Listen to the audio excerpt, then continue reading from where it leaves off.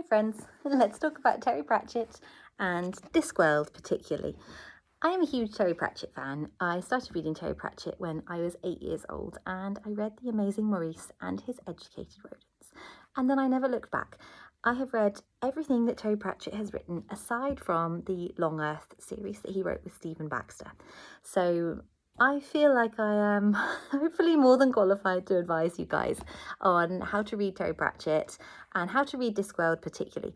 I see a lot of things online with people going, oh my goodness, Discworld is a massive series at over 40 books. How do I even start? Where do I start? It's so confusing, and they look for reading guides on how to read. Now, there are 3 ways that you can read Terry Pratchett's Discworld. You can start off with publication order and start with The Colour of Magic.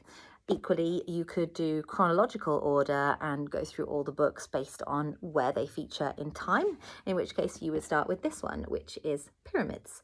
But I wouldn't recommend starting with either of those ways, to be perfectly honest. I would read by character arc, and I would pick up the character arc that you think sounds the most interesting to you. So our character arcs are these ones. So you've got the gods sequence, which is Pyramids and Small Gods. So it's a very little introduction. Small Gods, I think, is one of the best of the Discworld books. So this could be a really great place to start. You could start with The Colour of Magic and go down the Unseen Academicals route, where you follow mainly Rincewind the Wizard. It's a really fun ride. Colour of Magic doesn't make a lot of sense. You kind of have to read The Light Fantastic, which is book 2, to understand what you just read in The Colour of Magic. So if you like absurdist fantasy, go straight in with these ones. If you need a bit of a soft introduction, maybe leave Rincewind for later down your reading journey with Discworld. Next up, you could do the Industrial Revolution, where you follow a couple of different characters throughout the different books, but they all have the same theme of Industrial Revolution. So the truth is about the news, so printing presses. Then there's Going Postal, about the postal service. You've got Thud. You've got a series of different books in that arc, which follow mainly Moist von Lipwig, but you also do follow a couple of other characters too. They're a really fun way to introduce yourself to it, and if you like a parody and you like a really fast-paced plot with a lot of sarcasm and witty commentary, this is the series to start with, in my opinion.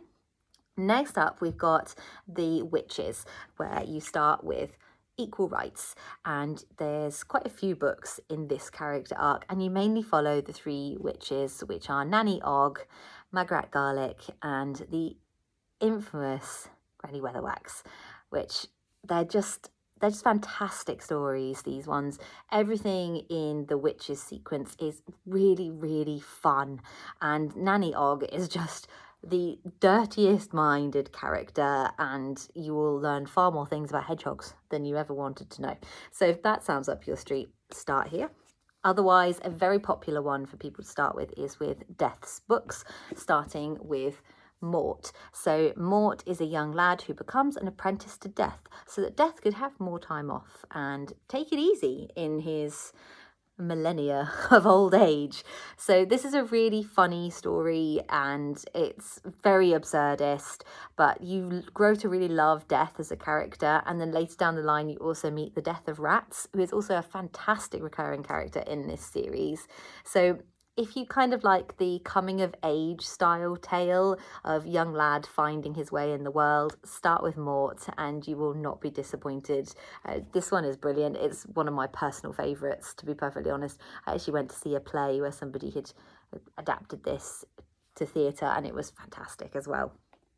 Next up is probably the most popular one for people to start with, and that is the City Watch collection, where you follow Sam Vimes and the rest of his City Watch on their adventures in Ankh-Morpork, which is the main city in the Discworld. And the first one for that is Guards, which is probably the one you've heard of the most.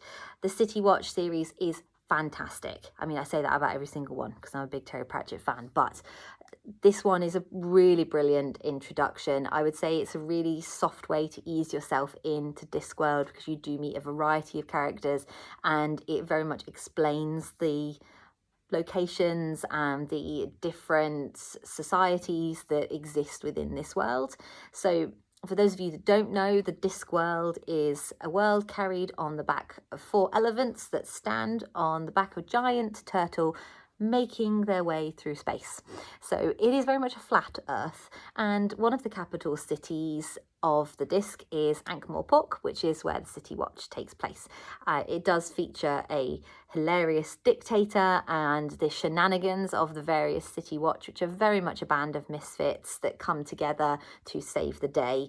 If you like police stories, you like thrillers, you like nonsense, then this is really the book for you, and the series does become excellent. I would say that when you get later down the line in this series and you read Jingo and Night Watch, those are phenomenal pieces of literature, and I can't wait for you guys to get to those ones because they're just brilliant. And then another way to soft launch yourself into Discworld would be to read the younger readers' books. So there is the standalone, The Amazing Maurice and His Educated Rodents, which is where I started. This is just a fantastic book. It is aimed at a younger adult audience, or maybe even at a child's audience at times, depending on the level of depth you read into it. And it follows Maurice, who is essentially a swindler of a cat, using his highly educated rodents to plough his way through life, getting what he wants. He's almost like a mob boss with rats. And it's just a really great story. If you like an animal companion and you like a very sarcastic narrator, this is a good story to read, and a very, very good starting point to just read a one-off book in the Discworld. And then you also have, from the younger reader side of things, the Tiffany Aching books. The last book in this series, which is The Shepherd's Crown, is the last book in the Discworld, full stop. So go into that knowing that that final book was written in Terry's final years, and for fans who have been reading him for a long time, it is a very emotional book to read. It took me a very long time to gear myself up to read that book and to have it be over. But this series is brilliant. It follows Tiffany Aching, who is a witch, and she is a very unusual witch because she's born on the chalk, and chalk is historically a very poor land to grow witches on. It doesn't grow good witches because it's soft, but what is underneath the chalk is flint, and that is very much the style of Tiffany Aching. She sets out in this book to rescue her brother, who has been kidnapped by a fairy queen. She is accompanied on her way by her little wizard who's been turned into a toad. Or was he an accountant? Or was he always a toad? You don't know. But he is very sarcastic and very witty, and you do love his commentary as we go through. And she also has the added backup of the Knack Mac Feegle, which are essentially little Scottish blue pixies in kilts that live to drink and fight some more. And that's just a fantastic series to read. I read these as they came out. I read them, I grew up with these books essentially, and I loved Tiffany. She was certainly a young witch to look up to when I was of a similar age to her going through these series. So please do check this one out as well. Don't be put off by the fact that it's for younger readers, because you can very much read it as an adult and enjoy it. And you do watch Tiffany grow up. She doesn't stay a young witch in this for very long. You do see her through the years as she progresses to adulthood and finds her feet as an adult witch in her own right. So those are kind of all the different starting points that you can have with Discworld. Equally, you can just pick them up at random. The Discworld is not one of those series where you have to read them in order. You can dip in and out of different character arcs, you can do different locations, you can read based off what you feel like reading, and there's kind of 3 ways to read the books themselves, in the way that there's 3 ways to start reading the Discworld. You can read them just as a fun one-off story, part of its own character arc, or just as a good one-off. You can read them as the parody of what they are, because most of these books do heavily feature references to either a historical event, a movie, a play, or a classic story, and they twist them into Terry's own narrative of this. So if you are quite a well-read, or I hate to say well-cultured, but I can't really think of another term for it, person, then you can enjoy them from that side of things. Equally, there is very much a social commentary and political commentary tone to these books, and if you are reading it through that lens, they can be very interesting books to read, a lot of the time very refreshing, and sometimes very hard to read as well, particularly when you get to Jingo.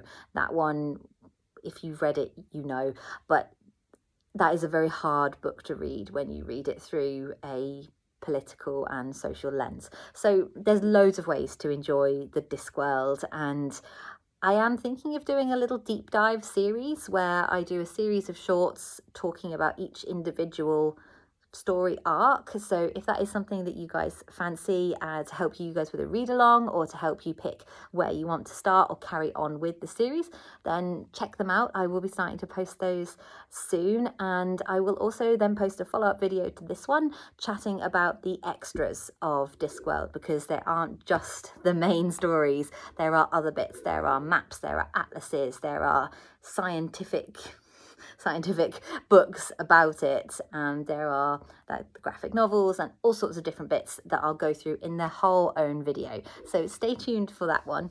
But like and subscribe if you've enjoyed what I'm chatting about today, and let me know where you've started with Discworld or where you're planning to start, and any of your thoughts on Terry Pratchett. I'm always keen to talk about Terry, so I look forward to chatting to you guys about it, and I'll see you next time. Have a happy reading week. Bye.